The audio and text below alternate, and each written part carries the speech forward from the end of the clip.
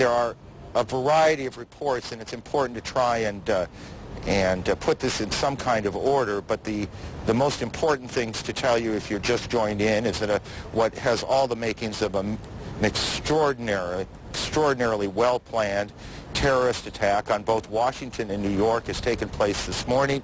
The trade centers here in New York, the two World Trade Center towers have collapsed after being hit by a plane.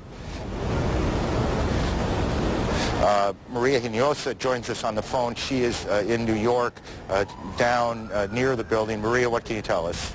Well, I'm actually at St. Vincent's Hospital right now, where at about 40 to 45 minutes after the first explosion, they started seeing patients here. What I'm hearing, and I have not been in the ER yet, is that they have at least 100 patients or more, that several of those people were dealing with issues of smoke inhalation, many of them throwing up, that there were several people who went directly to the operating room who are in very critical condition.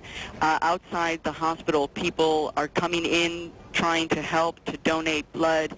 Essentially, everybody here at this hospital is in a state of shock. I mean, I walked into the testing area, and the women here who usually just draw blood are also extraordinarily moved and shocked. They're moving in and out of the emergency room to try to help as many people as possible. Now, outside a block, about a block away from here, where you really had a bird's eye view of the two twin towers, which are the landmarks of New York City, the people stopped, the entire traffic has stopped. People have poured out of buildings and were watching, in fact, as one of the towers collapsed. And then you're really seeing a lot of people trying to move north, away from any place downtown near the World Trade Center area. People are just walking. The subways are stopped entirely all around the area of the World Trade Center. You can't get below 14th Street. And there just feels to be like a massive exodus of people walking north to get away from the area as far away as they possibly can. Maria, I know Kitty Pilgrim is with you as well. That's right, I'm right Kitty, here. tell us what you've been able to report on. I'm actually reporting from Kennedy Airport at the United Terminal, and I was here this morning flying out when they made an announcement about 20 of 10 that all flights were grounded. People thought it was just a normal course of airport business these days, and so there was not much of a reaction, and then the news started to trickle through. It was not an official announcement made over the intercom. Kitty, let me interrupt for just a second. The Associated Press is reporting that federal officials fear that a second hijacked plane or another hijacked plane is headed towards the Pentagon, and I'm looking for the time on this. We will continue to check that out. Kitty, I apologize for interrupting. Why don't you continue? Did we lose her?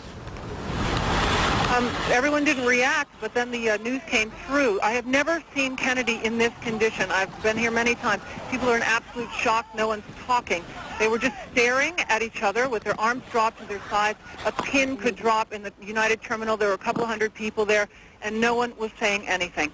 After about 20 minutes, people rushed to the phones. You cannot phone out. There's no real access back to the city. People are trying to get back. They've unloaded the baggage from the planes.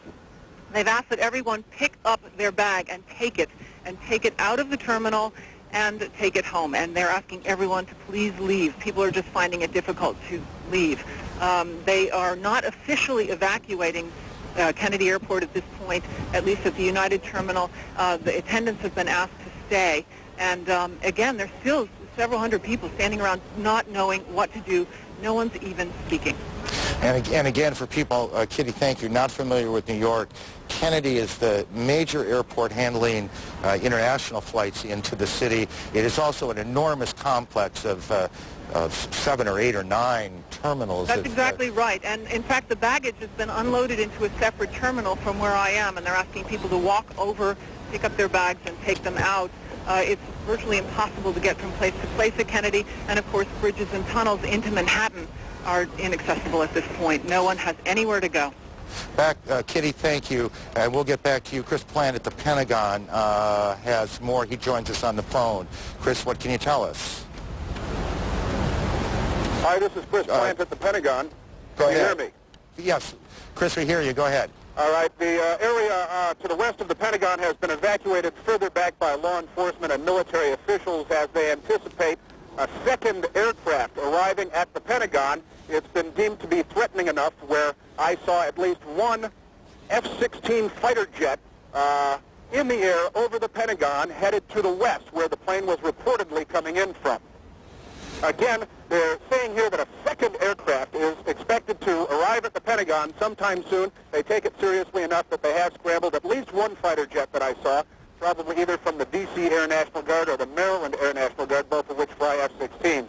The west front of the building of the Pentagon along Route 27 has now partially collapsed. About a 60-foot section of the building laterally has collapsed the entire 5 stories. The building is obviously, the fire is traveling inward in the building toward the courtyard, and this wedge, as they call it, of the Pentagon, the westernmost wedge, Chris, which was just refurbished and was in fact reinforced for terrorist attack and for just this sort of thing.